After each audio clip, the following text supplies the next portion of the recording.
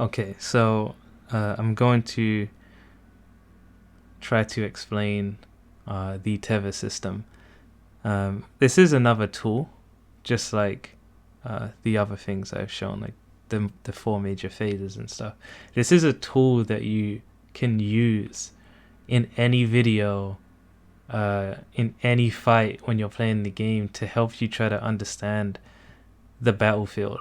If you feel some type of sense of loss or anxiety in your fights, it's probably because you don't know what you're supposed to be looking for or what you're supposed to do in them. And so this can help you to build that understanding. You're going to have to build your own objectives and your own thing, especially if you have a team. But this is going to help you, basically. So I'll also try to point out what happens for those that don't have this sense, right? This perception. So anyways, let's play the video, and I'm going to draw the tethers, right? So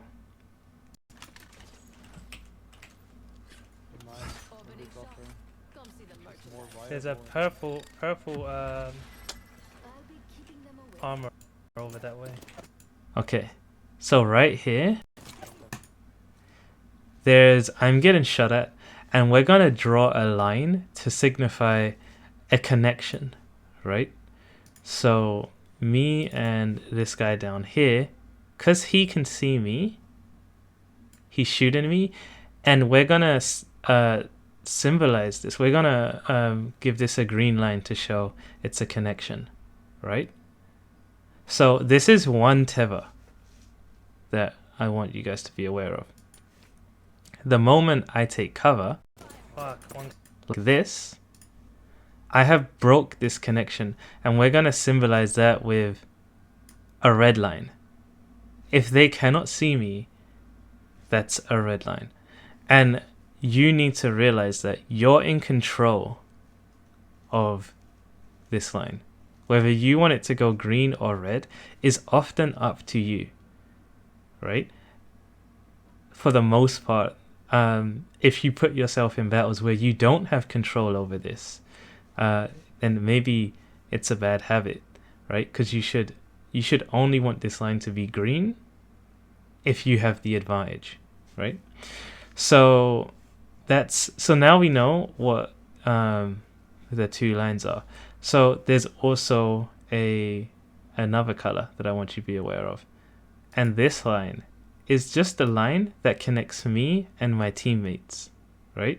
So this third guy, which we're not going to pay attention to right now in this video because he's so far away, but this line would be pointing us somewhere in the distance, right?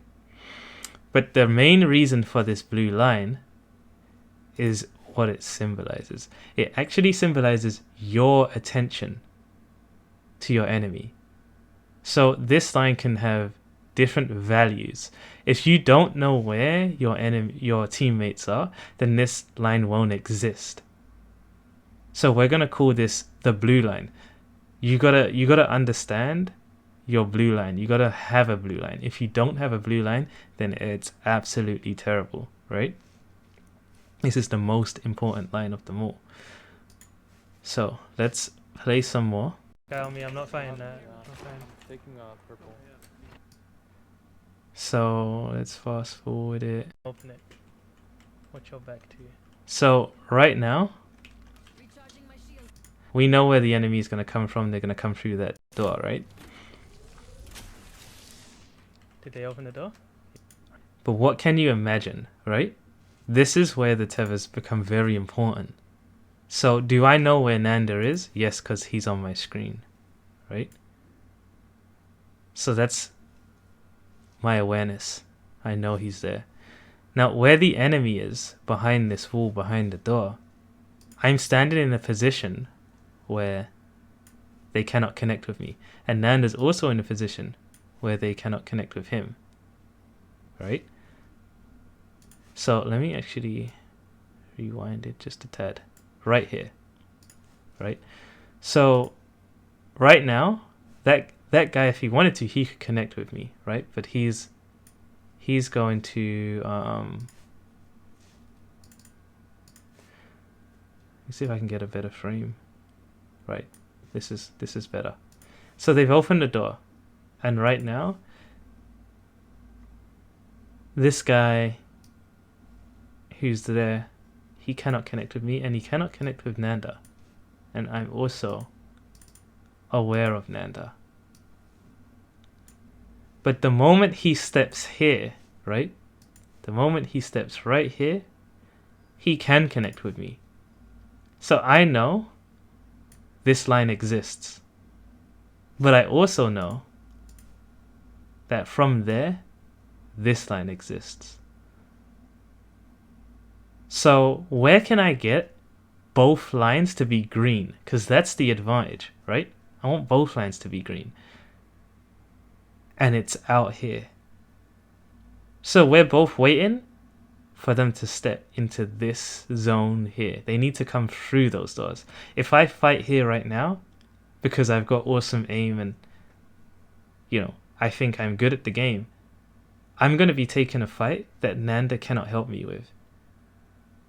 So that's the last thing I want to do. I want to see them come forward, right? The moment they come forward, that's when we're going to be able to make some decisions. Are they looking at me, or are they looking at Nanda? Because that's how we know which line should be green and which line should be red, right? So yeah, they're gonna nade me. Whenever you pause these videos, right, if you're reviewing your own VODs, you get to draw these lines. They always exist and they're always there. Oh yeah. Yeah, I'm just waiting. I'm waiting for them to make the mistake and come out. Same. They scan. So when I say I'm waiting for them to make a mistake, Nanda understands, because we spoke about this before the game, right? Before we play, we understand these concepts. So he's like, yeah, I'm waiting for the same thing. A lot of the time, you'll see people taking fights from this angle, right? Or they'll even run here to take a fight. And they don't understand these dynamics, and that's why your fights feel shaky. Just a quick one. If I was in solo queue and this guy ran to the door, I would be either standing here very attentively, but the moment I see that guy run around the door, I would move up to see if I can get another angle. So my teammates dictate what I do. And this is super important, because you don't have to throw yourself to your death, but if you do not move with your team and try to do things for them and with them, you're at a big disadvantage, right? So anyways, let's continue. I'm all good. So I'm not trying to analyze this video, but the only reason why I moved position is because they scanned me. They can easily throw nades there now and block me out. They can do the same here, but I have a little bit more freedom, right? But let's talk about the blue line. So if Nanda didn't see me move from there to here, his blue line would still be there. So that's why this blue line is important.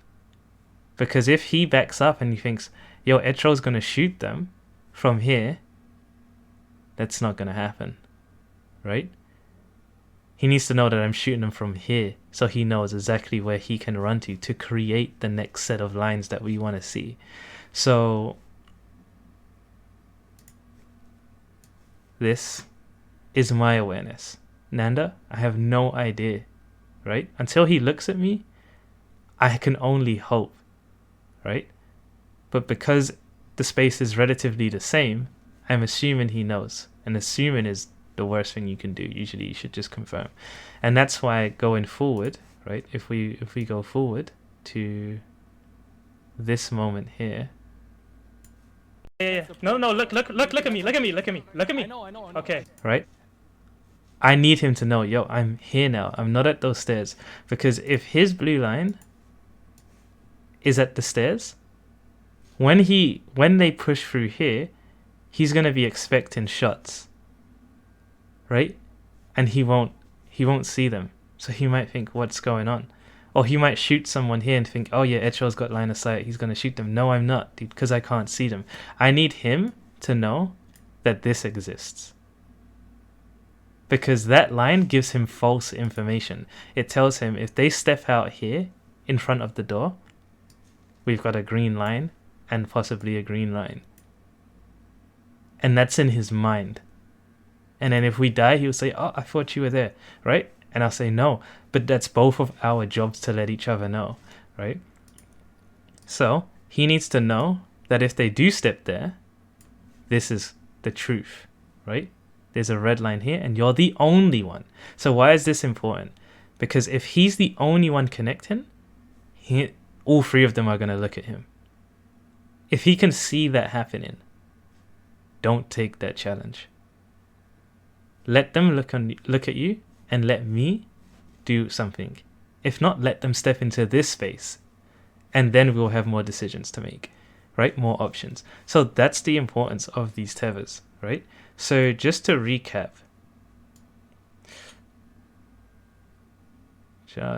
where was we? I moved over here. So now, to help you, right? We've got blue line, a green line, and a red line. This line is, the red line is going to represent no connection, right? The green line is going to represent a connection. And this just means you have a line of sight on each other.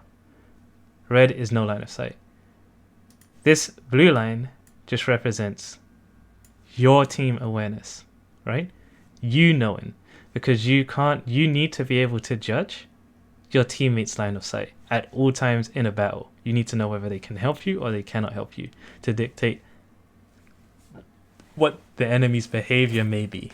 If you don't know what they can see and what they can do, then you're not going to understand the enemy's situation. And you need to understand the enemy's situation to use this information against them.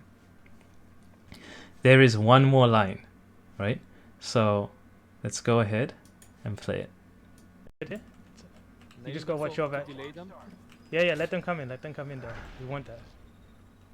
That's the only way we're winning. If they take too long, right here, right?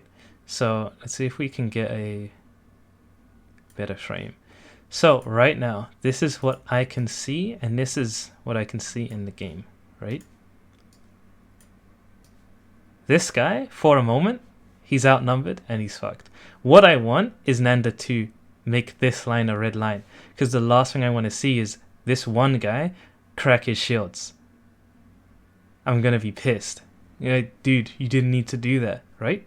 So I actually want Nanda to run back here, right? At least run back here and make that line red.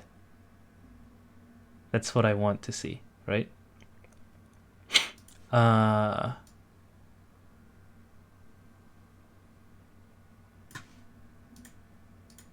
And the only reason for that is because we have a huge battle ahead. What we know is that I don't know if this guy is some type of Kovacs god and he's going to beam Nanda's face off, right? We don't want to take these risks, not in these lobbies, right? So that's why operating correctly and understanding these tethers is so important if you want to be a consistent player. If you don't want to be a consistent player, then gamble as much. You'll get a good, highlight reel and stuff like that. But if you want to be consistent, then respect the enemy. So this is what I see, right? And the other line, right? So you've got, I'm going to just draw this one last time. Whoops. One last time. So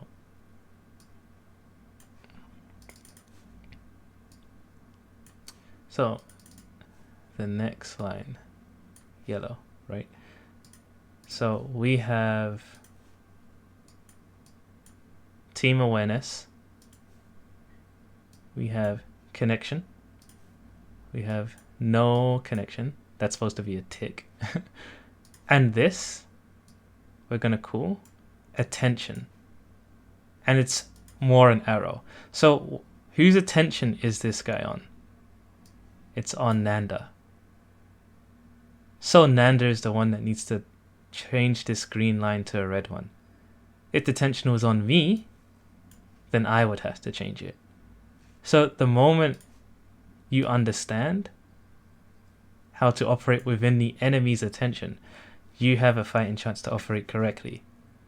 It's got nothing to do with your aim and your movement skills. Can you respect this? Right? So now what's happening? Right? Now, this guy, as far as I'm concerned, his attention is on Nanda. This guy's attention is on me. Right? Let me do it. So he's aiming down sight, and this guy's attention is on me. And right now, there's this connection. There's no connection here. And I know what Nanda's doing because I'm more interested in how Nanda reacts than how the enemy reacts. This is also very important. Now, if Nanda understands where I am, if Nanda also has this blue line, he knows that this line is red. And he knows that I know that he's trying to change this green line red. Right? So this line here, if I turn and look back and shoot, it'd be incorrect because the attention is already on me. So I need to turn this line red. So that's what's going on in this video because we can see these tethers. Yeah, cracked him. So I'm trying to turn it red. So now I've turned it red. But now I need to maybe connect a green line here with someone that's on Nanda. Cracked him.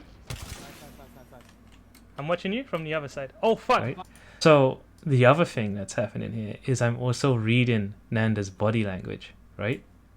Cracked him. He runs, and for a second, he turns back, right? If you look at this, Nanda runs. Yeah, cracked him. He's running still. Cracked him.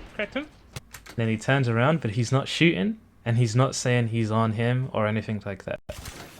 So I know, okay. They're running back. You from the other side. Oh fuck! Yeah. No, look at me. Right. So again, we spoke about this earlier. I wanted him to know that the blue line now exists here. Look at me. I know. Okay. Watch it. It's all good. So right now we've got the same thing that's going on, right? So if we pause at this frame, this bloodhound's attention is not necessarily on me, it's just on running inside and maybe turning to Nanda. So let's just do a down arrow to represent his attention is not there. There's someone that I think is looking at Nanda. There's an unknown. But I know for a fact that when I shoot this guy, right, he's gonna raise his gun and look back at me. Because why not? Why is he going to hide from me? He wants to fight. And I also know for a fact Nanda cannot see that guy, and he won't be able to connect with this guy because two guys will have him pinned. So I know all of these things, right? Is that connection? And now Nanda should know that I can't help him with that guy, right?